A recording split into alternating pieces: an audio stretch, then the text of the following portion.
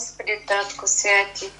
Ето идваме да Ти благодарим за днешния ден, Господи, в който се събудихме и живеем, Господи, подарен от Тебе. Благодарим Ти, Господи, за тази любов, която изпълва сърцата ни, Боже, Татко мой. Защото, Боже, Ти си ни научил, Господи, Татко, да обичаме първо Тебе, Господи, а след това ближните си, Татко мой. Аз Ти моля да благословиш всеки един наш ближен, Господи, Татко милостиви. Моля Ти да благословиш групата ни в момента, Господи, Татко, събранието ни, Боже милостиви. Моля Ти, Господи, да излееш сега от духа си, Господи, Татко милостиви. Нека Твоят дух води това събрание, Господи, всичко да идва от Тебе, Господи, Татко. Нищо да не вършим по-човешки, Боже, а всичко да е от Тебе, Боже, от Твоят свят дух, Господи, Татко милостиви. Моля Те, Господи, Татко, дай сега на брата, Господи, правилните думи, Господи, Татко, святи, идващи от Тебе, от небето, Господи, Татко, за да докосне сърцата ни, Боже. За да, Господи, израстваме в вярата, Господи, Татко, милостиви. Моля Те, Боже, наистина ние да чуваме, но и да изпълняваме, Господи, защото Ти искаш, Боже, да бъдем ревностни изпълнители в Твоето Слово, Господи, Татко. Благодарим Ти, Господи, за всичко, което правиш и ще направиш в живота ни. Сега, Господи, оставам всичко в Твоите святи небесни ръце. Благодаря Ти за тази вечер, за този ден, Господи. И Те моля да благословиш брата, Господи, устните му, Господи, с които Те говори, Татко. В името и в кръвта на Исус. Амин. Амин, амин. Слава на Господа. Спред ми, ако учите. Днеска темата ми ще бъде, както началото казах, Господ Исус Христос и житейските проблеми. Или житейските грижи. Ежедневните грижи като цяло. Сега, що е към тези, що е важно? Ще го съзнаем, че живеем последни времена. Виждаме войните, които стават между Израел и Палестина, Русия, Украина, Америка, Иран, Ливан. Виждаме, света се обърка към цяло. Всичко говори, че времето наближава. Ето имаше голямо земетресение в Венецуела. Много хиляди се отидаха от тази земя. И въобще като цяло Словото се изпълнява. И вижте, такъв лука, самия нашия Господ Исус предупреждава. Небето и земята ще преминат, но моите думи няма да преминат. Така, което е писано, ще се стане. Сега обаче ще кажа, но внимавайте. Това, което е писано, ще се случи. Но това е вече предупреждение за вярващи. Но внимавайте да не би да натегнат сърцата ви. От какво? Прияждане, пиянство и житейски грижи. Виждаме тук сега и ви постигне онен ден назад като принка. Тук сега ще говорим точно за този акцент. Житейски грижи. Сега, разбира се, един човек на тази земя, живейки, се рождава от много неща. Най-вече ежедневните прехрана, облекло, грижи за семейство, за деца, за дом. Обаче, не трябва да пропускаме нещо важно. Първото място в нашия живот трябва да бъде на Господа и сега за първото място. Да, ще се грижим, ще работим, ще вършим всички неща, но Словото Божие ни казва нещо много важно. Да не се безпокоим за нещата, които са с нас и около нас. Ще казва, що вижте, няма човек, който с безпокойство да реши някакъв проблем. Да, ще има грижи, ще има проблеми, но когато се безпокоиш, Словото Божие казва, един лакът на ръста не може да сложиш. Един бял косъм черен не може да направиш. Тогава що се безпокоиш? В Словото Божие се казва така. Сега казвам, не се безпокойте, това се думи на Христос. Не се безпокойте за живота си. Ко ще идете или ко ще пиете, или на цялото ко ще обличете. Не е ли живота повече от храната и цялото облеклото? В псалмите казвам, млад бях остаряк, не видях праведния оставен, нито потомство му да после теб. Значи, когато се доверим в Господа, не ставим Божии деца. И вече Бог поема ангажимента върху нашия живот. Дава ни живота, здравето, работа и Бог знае как да следва нуждите ни. Но важното е не да поставим Господ на първо място в живота. Словото Божие казва така. И тъй, не се безпокойте, ко ще едем или ко ще пием и ко ще облечем. Но първо търсете Него царство и Неговата правда и всичко това ще се прибавя. Значи казва, виж, не се безпокойте, не че не трябва да се притесняваме, не трябва да имаме мисли за тези неща, но безпокойството това е в един вид неверие или маловерие. Едва ли Бог не може да стане нашите нужди. Напротив, ние през който да преминаваме, някакъв има безработица, ама той няма, муни няма, но правителството, вижте, нашия събител не е от този свят. Не е правителство, не е парламента. Нашия стабилител е Бог. И ние идем при Бога чрез Христос. И Христос знае как да се настави нашите нужди. Вижте, в Филипяни 4 глава каза така. Филипяни 4 глава, 6 и 7 си каза какво трябва да бъде нашето отношение, когато именно минаваме такива тежки моменти. Защото времената, в които живеем, сега са тежки, това е неминуемо. Но, каза така, не се безпокойте за нищо, но във всяко нещо, с молитва и молба, изказвайте прошенията си на Бога с благодарение.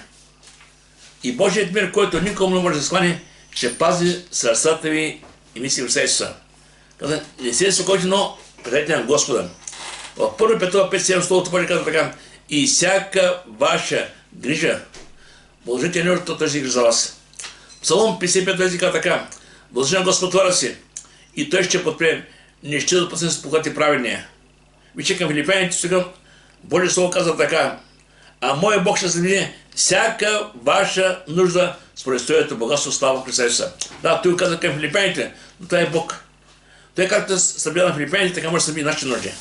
От нас иска да оправим на Него, да осъзнаем изцяло в Неговите ръце. Сега, разбира се, има неща, които трябва да ги разбираме. Вижте, в Лука 9 глава, един човек дойде при Христос. Сега съм така, дойдем точно до момента на предаване, ако мога така, на Бога всичко. Защото понякога хората идват при Бога и трябва да разбират защо идват при Бога и наистина как да се посветят, как да доставят всичко ръката на Господа. И зато и Словото Божие казва наистина, елате при мен, утре при мен аз ще успокоя и ще имате покой на душите си. Идейки при Господа, Бог отнема товара, отнема твоето безпокойство, отнема твоята грижа и дава своят мир. И полека всичко си на място. Аз ви кажа, много е важно, аз също съм преживял много пъти лични моменти в живота си. Но съм държал винаги Божият мир да бъде сърцето ми. Да, около мен може да стават много неща. Може да има много въпроси, които няма отговор. Но мира на Бога е винаги сърцето. И знам, че Бог е контрол на всичко, което става. Сега дойде тук един човек, Лука пише така. И като вървяха в пътя, един човек му рече, ще седам, където идеш. Този човек видиш Христос. Беше еуфорията, беше чудесата знаменията и каза, аз искам да бъда част от това нещо. Ще седам където идеш. И ще искам му каза сега. А Исус му каза, лисиците си имат леговища, небесните птици гнезда, а човешкият син няма где глава да подслоня. Трябва да минаваш и аз разбереш сега. Идейки при Господа, ние трябва да знаем, че Той отнема нашият мир, но не дава нищо това, дава ни своя кръст. Носим кръста, който на тази вижте. И това е пътя, който трябва да извървим с него. В Лука 9:20 си така, каза още на всички, ако иска някой да е след мене, нека се отличи от себе си, нека носи кръста си всеки ден и нека ме следва. Виждаме, че следването иде при Господа, дай своя мир, своя покой, но не дава и кръст. Кръста, да се дойдем с него. И нещо, което е важно, иска се и устояване. Не е важно как си тръгнал. Не е важно къде се мреш днес. Важно е къде ще бъдеш и не къде ще него. Лишиш още Божие царство. Защото има хора, които с времето идват изпитания, идват лични нужди, лични грижи и те просто окапат. И после казват, уж, аз бях във вярата, какво стана? Били са много християни, които във времето, сещам ги сега, бяхме заедно в църква едно време, в голяма църква, с времето окапаха. Все някой преминава през някои изпитания. Една стричка имаше ожени се за невярващо момче и отпадна от вярата. Вижте други деца, които имаха, вижте, изпитания, трудности, притеснения, грижи, винаги ще има. Няма да спратърбете ма. Никой не трябва да се заблуждава, че едно не става и християнин вече, вземеш живота, стане цветя розе. Няма такова нещо. Исус каза, който не вземе кръста си и няма сега, не е достоен за мене. Се душиш от себе си, това е много важно. Сега, искам да кажа един леко от това, което ще говоря. Какво е отношението лично на тебе към Господ Христос, когато го след си го приел и го поканил в живота си? Сега ще ви кажа защо. Представете си, каниш някого в този дом, той идва и сяда. Въпросът е какво правиш с него? Какво е това отношение? Какъв става в този живот? Като ритуали, като традиции, като религия или като жив Господ, когато следваш ти? Това вижте, това е наистина много опасно. Сега, Откровение 20 Словото Божие казва така, ето стоя на вратата да хлопам.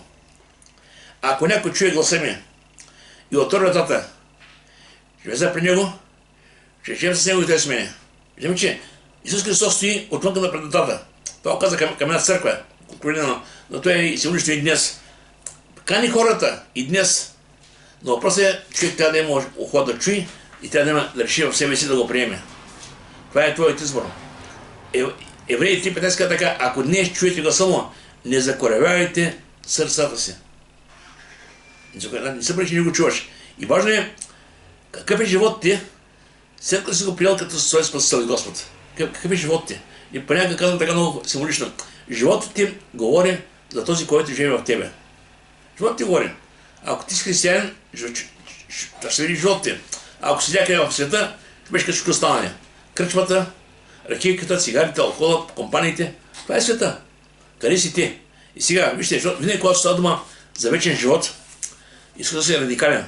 Тук няма, мисля, понякога никакът хора казваме, карай сега така и не се промениш. Ма, кой си да кажеш така, карай? Няма така нещо. Покаянието е изправяне на греха, изоставяне на греха и тръгваш нов живот. Няма шикалкаване. Словото Божие казва така, Йоан казва така: който вярва в Сина, има вечен живот. А който не слуша Сина, няма да види живот, но Божия гняв остава върху него. Той каза: вярва и слушай. Всяко човек на сега.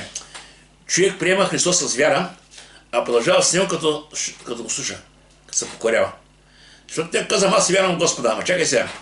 Яков днес каза: и без съвет и вярата те перят. Само вяра не стига. Вярата е началото, но ако няма послушание на Христос Словото, жалко тогава. Вижте, в Йоанна казва така, тук е един стих, който е и като обещание и наистина и също има дълбочина в себе си. В Йоанна, 10 глава, 27 се казва Словото Божие така: моите овце чуят гласа ми и аз ги познавам и те ме следват. Значи първо чуят гласа ми, ще има гласа ми чрез Словото Божие. След това Исуса познава по име. И те ме следват. И ние следваме Христос чрез Словото Божие. Сега някой иска специално на него Бог да му говори. Може да се Бог не ми говори. Чакай. Ако Бог имаш специално да ти каже, той ще го каже, не се представя. Но като цяло, това е Божието Слово. Това са Божии думи, които Бог изпраща към нас от човеците. И когато четем, когато ходим в послушание и покорство на Господа, постепенно започваме да познаваме кой е Господ, кои сме ние, как трябва да бъдем, как трябва да се обхождаме и какъв е Божия промисъл за нашия живот. Бог разкрива всичко. И после казва така: и аз им давам вечен живот. И те никой няма да загинат. И никой няма да играме от ръката ми. Сега, понякога взимат хора, които взимат този стих за универсален, казват така: щом вярваш в Господа, вече ти имаш вечен живот и никой не може да те бутне. Сега, това е заблуда. Няма такъв термин веднъж спасен, завинаги спасен. Няма такъв термин никъде в Библията. Сега, спасението е момента, в който се покаем пред Господа. Бог идва в нас, добре да направи ново съзнание в нас. Но от нас зависи как ще продължим в живота си. С него или без него, покорство или непокорство. Това ще тръгнем веднъж с Господа, това ще нищо ти гарантира. Това ще си на пътя, това си още не говори, че е финала. Има път, който да завършиш. Апостол Павел каза така: подвизах се доброто наистане. Пътя свърших, вярата опазих. Значи мога кажа, че има път, който да вървим, има вяра, която да опазим. Сега. И тук Словото Божие казва: аз им казвам, давам вечен живот. Сега, ако ние се държим за ръката на Господа, следваме Словото Божие и вървим с Него, да, то стих ни гарантира, че бъдем при Него. Но ако ние караме както се знаем, по-старому, по нашия пътища, иначе ще говорим, че сме християни, ще ходим при на църква, на полза, видите ме. Ставаме и религиозни хора, религиозни. Фарисеите бяха такива. Исус им каза на тях: вие стати си говорите за Господа, но сърцата ви стои далеч от Него. Дали в Езекил каза: сърцата им отива след печалбите им. Иначе отиват на църква, слушат Словото Божие, но после отиват покрай печалбите. Така че трябва да нямаме как живеем. Сега, и не само, идейки при Бога, вече човек трябва да има нещо със си желание и ревност за повече от Бога, за повече. Нали спасяем, да, някой аз съм спасен, да, добре, имаш вярата за спасението, обаче иска да копнем. Този, който е приел Бога, той копне за повече от семейния. Иска да покаже повече време с него, да го познава по-добре, наистина да има една по-голяма така сигурност в общението, с което има с него. Наистина да търси по-голяма близост до Бога. И колко повече се приближаваме при Бога, толкова повече ще го познаваме все по-добре и по-добре, той ще се открива. И сега тук Словото Божие казва така, в 1 Петро 2 казва така: пожелавайте като новородени младенци чисто духовно мляко, запорасти чрез него към спасение. Да прасти към спасение. Целта основната е спасение. Там вие да ми няма. Но въпросът е, има път, който тя се завърши с вяра в Господа и тя се остане. И това, което тя вижте, не бъди религиозен, а бъди истински християн. Това е много важно. Защото вижте, ако питате вънка сега хората, в България 99% ще кажат, аз съм вярваш, аз съм православен, аз съм кръстен като малък във вода, аз ходя в църква там на Рождество Христово на Великден, нали, пали свеж, солните имам си икона някой. Хората са създали някаква удобност на човека християнство. Но това не струва нищо пред Бога. Понякога казвам, аз съм добър човек. И сега каза, вашите добри, правилни дела са като мръсна дива пред него. Значи, необходимо е истинско покаяние, истинско посвещение и истински християнски живот, в който казваш не на греха и да на Бога. Това е наистина. Ще ви кажа, защо е важно, вижте. В Марка 10 глава, вие знаете тази история, имаше един богат младеж, който дойде при Господа и каза, учителю благи, какво те направя, какво те сторя да е вечен живот. И с кому му каза? Той там почитаме няколко заповеди и каза, пъзи закона. И той каза, закона се опазват младостта си още. И тогава Исус погледна и го възлюби и му каза, едно ми ти още сега. Иди продай всичко, що имаш, знаем, мен ти ще ме съкроща на небето. Сега, Исус знаеш как ще я постъпи. Исус знаеш, че сърцето му този беше изпълнен с богатството му. Нямаше място за нещо друго. Нямаше място нито за Бога, нито за спасението, нито за нещо. Само беше принесе. И трябваше това сърце, трябваше да се освободи. Вашето такова бе този човек. Обърна се и страна. Затова Исус Словото Божие каза, по-лесно каза, Камила да мине през или очи, отколкото Бога да бъде Божие царство. Сърцето е място, където Бог посещава. Там, където може да направи храм. В Исаия 55 казва така, Бог обитава на високо и свято място, но още там, където има съкрушено сърце и разкаян дух. Идва да съживява сърцето на смирените. Целта е винаги сърцето да бежава. Ти притчи казва така, че 27. Повече от що падаш, при сърцето си. Това е място, което наистина Бог иска да иде. И сега, но важно е човек за себе си да има решение как да продължим и какво иска в своя живот. Вижте, ще кажа защо. Всеки един човек на тази земя си поставя определени неща, към които да се стреми, които да постигне. Всеки човек разгледа за себе си, е прав в това, което иска да има. Някой казва, искам да има добро семейство, деца, добра работа, добри доходи. И като че гледаш, нищо лошо няма в това. Обаче, кое е основната ти сила? Първото нещо. Словото вижте сега, в Псалми се казва така, Давид казва в Псалм 24. Едно нещо съм поискал от Господа, това ще търся. Едно каза нещо. Да живея в дома Господен през всички дни на живота си, за да гледам привлекателността на Господа и да го търся в храма му. Той ни каза, искам много неща. Едно нещо искам. Соломон опричи, 30 глава, 8 каза така, Господи, не ми давай, каза, богатство, да не биде да се разгорди, да каже, кой си в джепта, кой си, да аз съм. Не ми давай, каза, оскънност, да не биде отканна, но дай ми как хляба на времето. Виждаме колко е важно сега човек да остане чист пред Господа. Да не се греши, когато се разгорди, не да върши някакъв грях, за сметка на това да се отрече от Бога. Трябва да бъде много внимателно в живота, който живеем. При Словото Божие ще каза, не се притеснявайте, наистина, но въпросът е, имаш друго. Християнът трябва да бъде мотивиран. Мотивиран да живее всеки един нов живот с Господа. Тя да се успокоя. Ще кажа защо. Живеем в една земя, където, както има Бог, така и знаме, има враг, дявола. И ако Бог спасява, дявола иде да открадне закони и да погуби. И ако човек не си твърдо във вярата, много лесно може да се приеме подират много неща в този свят, които да го отречат. Но вижте сега, в Коринтите ни казва така. 9 глава, Коринтите ни казва така. Не знаете, че което течат не е гришно. Всички течат, а само един получава наградата. Така че ще да я получите. Много път съм на този пример. Помните, ще си гледа на маратон, да бягат много хора. Винаги празници си правят голем маратонен. 120 човека тръгват да бягат по алеите, по стаите и накрая влизат в стадиона. Началото тръгват много хора.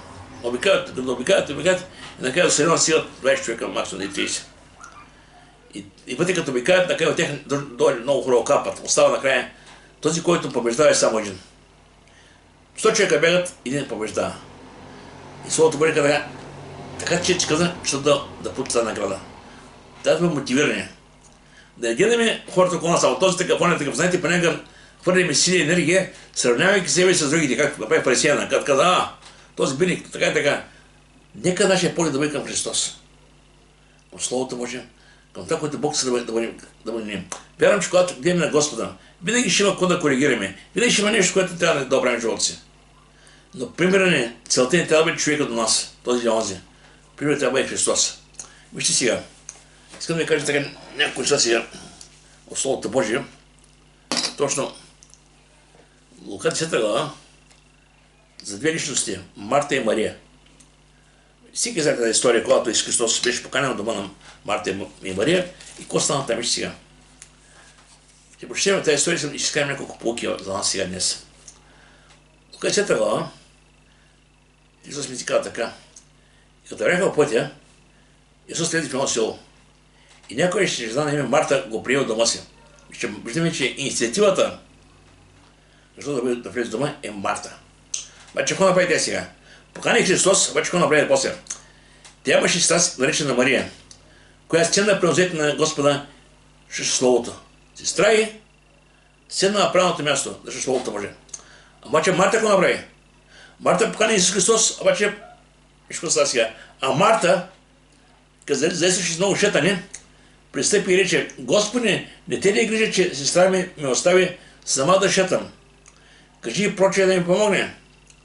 Но Господ отговори рече, Марто, Марто, си грижиш и безкриш за много неща, но не е потребно. И Мария избра добрия дял, който реши се отнема от нея. Сега ще че на тази история има няколко дълбочини. Първо, сега, това, че инициатива беше от Марта, това нищо не говори. Сега Марта реши да поканя. Обаче въпросът имаше друга. Че Исус Христос, винаги когато има хора, които търсят Господа, които са готови да го намерят, той мина до тях. И днес виждам, във второто писе, 16 така, Божиите очи четат само там по лицето на цялата земя и търсят сърца съвършени, разположени към Него. Бог е навсякъде, но Бог знае къде има определени хора, които го търсят, които са готови. И така, точно това беше. Сега Словото Божие, че Исус минаваше. Каква беше причината? Причината беше тези две душички. Причината бяха те. И сега, инициативата за Исус дома беше на Марта. Обаче това сега не беше нищо. Марта покана Исус, но тя продължаваше да живее така, като че Исус не беше там. Тя продължава да се върши своите работи. И днеска има хора, които идват при Господа, канят Господа, но живота им продължава пак по старите пътища. Пак старите приятели, старите компании, старите грехове, ами иначе сме християни, отиваме на църква в неделя. Трябва наистина да има радикалност в нещата. Трябва да има изповядване, изоставяне и ходене в нов живот. Има хора, които казват, няма време за мен. Чакай. Този, който дава живота, този, който дава времето, той има време за тебе, винаги. А ти нямаш време за него, се обръщаш да кажеш, Господи, идвам при тебе. И сега Стивено казва така, има време за всяко нещо и срок за всяка работа под небето. В Екклесиаст 3 глава, първи стих казва така, има време за всяко нещо. Така че, този, който е дал времето, той не е дал мъдрост да го следим както трябва да бъде. Време за работа, време за семейство, време за Бога, време за общение с Него. И понякога човек, знаете, познавам много хора, които отидат да работят в чужбина, да правят пари. И много тези хора се отдалечиха от Бога. Причината не беше толкова, че отидаха да работят за нужди си. Причината, че вече нямаха това общение с Бога. Работиха на 2-3 места, да правят повече пари, да пребренаха, оставяха Господа. И после, примерно, да правиш пари, обаче Бог го няма в този живот. Трябва да човек да намери баланса. Докъде трябва да бъде посветен в този свят и къде е Господ. Постави Бог на първо място в живота ти. Виж, когато е Бог на първо място, другите неща Бог ще ги нареди. Сега, докато тя покани Господа, обаче го оставя там да стои като украшение, като гостен. Толкова. Обаче, какво направи? Ще виждаме Мария, какво направи сега? Мария седна при нозете му ще Словото. Тя не пропусна възможността, макар че Марта го покани, тя отиде там и седна. Вижте, в Словото Божие, Марка първо 20 си казва, че когато се проповядаше, хората се чудиха на учението му, що?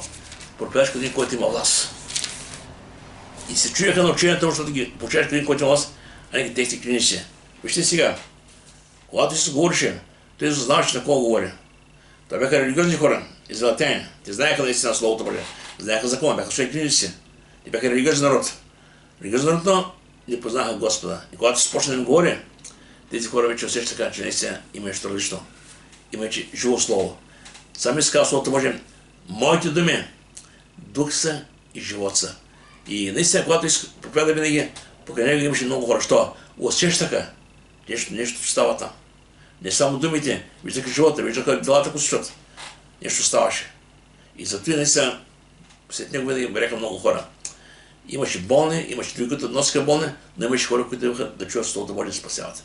Сега, чрез тази история, вижте сега, много важно да разберем, че чрез тази история Божие Слово ни предупреждава относно това, какво трябва да правим нашето отношение към Исус Христос. Не само да го поканим в живота си.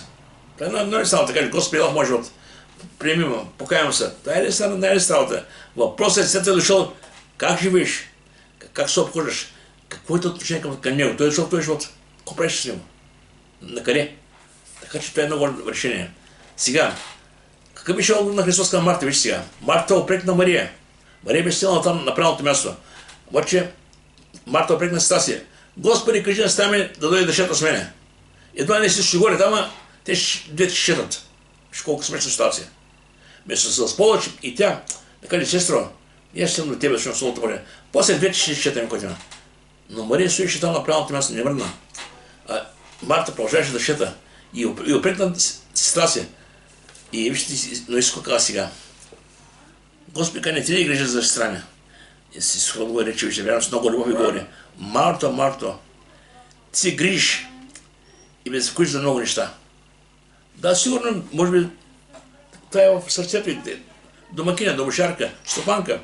Нормално е да се загрижа, обаче когато дойде Христос, сега всичко да остана на последна страна. Използвай времето, когато Христос е до тебе. И ще кажа защо е към тези неща. Когато се беше при 2000 години на земята, обикаляше. Имаше хора, които чуваха и вярваха. Имаше хора, които виждаха, но заколебяваха сърцето си. Така че е много важно, когато чуем благата вест, когато дойде при нас Христос, какво правим? Дали го приемаме и правим с него, или просто оставим да преминем през нас.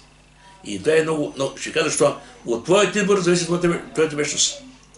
Ако избереш този свят, ще отидеш на своя свят и няма хвада. Ако избереш Христос, ще бъдеш един с Христос за вечността. И това е важно сега. Тази жена Мария избра правилната част. Правилната част. Защо? Самият Христос каза така, най-важната сила, коя е сега? Коя е най-важната цел за човека? Вижте, в Деяния 17 глава апостол Павел, бидейки пред Ареопага, пред тези хора, които бяха така на Божия комокър, имаха, вяраха много богове, той не каза, вашите богове са фалшиви, така, не, той отиде пред така. Бог, който е направил свете всичко, ще е в него, като резултат на небето и на земята, не обитава в ръкотворни храмове. Той отиде при тях и каза, виждам, че са много набожни. Но аз искам да ви кажа, да има табела, да не познатия Бог. И той им представи Бог като творец, като създател, като спасител и показа коя е Божията воля. И направил тя накръв всички човешки народи да живеят по цялото лице на земята, като бил времена. Защо? За да търсят Бога. Целта на всеки един човек на тази земя е да потърси своя Създател и да го намери и да се спаси. И сега, Бог не се крие никъде. Бог, някой каза къде да намери Бог. Бог е навсякъде. В Римлян 1:20 каза така, неговата божествена сила се вижда ясно и разбираемо чрез творенията, така, защото човече става без извинение. Навсякъде да погледнеш, Бог е навсякъде. Погледни планините, луната, звездите, слънцето, света около нас. Всичко това говори за Бог. Има един, който да читателство си на твоите ръце. Няма как да го разбереш. Той е толкова необхватен. Той е навсякъде. Няма скрит Бог да не е. Няма как стоим малък мозък, с нашия малък разум, който имаме, да осъзнаем как може да е. Да, по-човешки човек не може да разбере. Бог е навсякъде, Бог знае всичко и Бог контролира всичко. И нищо не става без него знание. Това е нещо много уникално. Но за нас иска да вярваме, да знаем, че Амос притча казва така. потърсете Господа и ще живеете. Виждаме това е призива към всеки човек. Потърсете Господа. А отговор на този въпрос, знаете, Еремия 23 така. И ще ме потърсите. И ще ме намерите тогава, когато не потърсите с цяло сърце. Сърцето е важно. Вижте, много това е на ти словото бъде притчи, че трябва си така. Повече ще падиш през сърцето си. Точно тук са атаките и на дявола. Тук, сърцето. Идат там неверие, съмнение, малодушие, обаче този, който вярва в Господа, той устоява с Бога до край. Каза така, защото Бог толкова в света, че даде своя роден, да не погине ни никой вярва в него, но да има вечен живот. Понеже Бог няма прекъл сина на света, да съди света, но за да бъде светът спасен чрез него. Мария седна и прие паната позиция. Марта продължи да шета. И днес, вижте, знам хора, които са добронамерени, не с добро чувство, приемат Христос да продължават да правят старите работи, макар че не осъзнават, че това, което вършат, това е няма тази стойност за небето. Много път съм казал така, когато станеш християнин, запитай се целите, които поставяш, стремежите, посоката, която поемаш, дали са угодни пред Господа, дали има тека почва за вечността. Ако преди примерно си работил за себе си, да бъдеш добре, семейството да бъде добре, целите, които се поставят да бъдат постигнати, сега вече има нова цел. Целта е небето. Целта е живота, който живееш, да бъде угоден на Бога. Не, че тя сега семейство, не, че трябва да има организация, но после живота, който живееш, в частност трябва да бъде първо угоден на Господа. Всичко останало Бог ще го прибавя. Сега, Мария избра добрият дял, каза Исус Христос. Седна превзете и слушаше Словото Божие. Яна 6:60 каза така, плътта нищо не ползва. Думите, които съм говорил, дух са и живот са. Слава да бъде на Господа. Сега, на други места в Словото Божие, виждаме Мария и Марта в лични отношения към Христос. Тая среща. И Мария и Марта бяха в една аудитория за Христос. Марта беше тази, която покани с Христос. Мария беше тази, която се възползва от ситуацията. Ще към тези неща. Света като цяло, това е едно изображение на два вида отношения. На религиозните хора и на истински християни. Марта всъщност както е религиозна. Кани Христос, ама продължава да живее живота си както е преди. Сега има хора, които казват, аз съм християнин, имат табела християнин.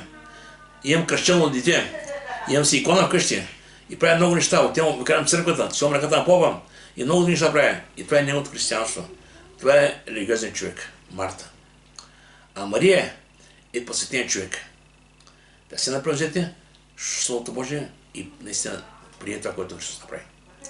И виждаме Марта и Мария после в друго място, в друга история, когато Лазар беше починал, беше 4 дни гроба, тогава Мария и Марта извика Христос да дойде при тях, каза, той е приятел почина.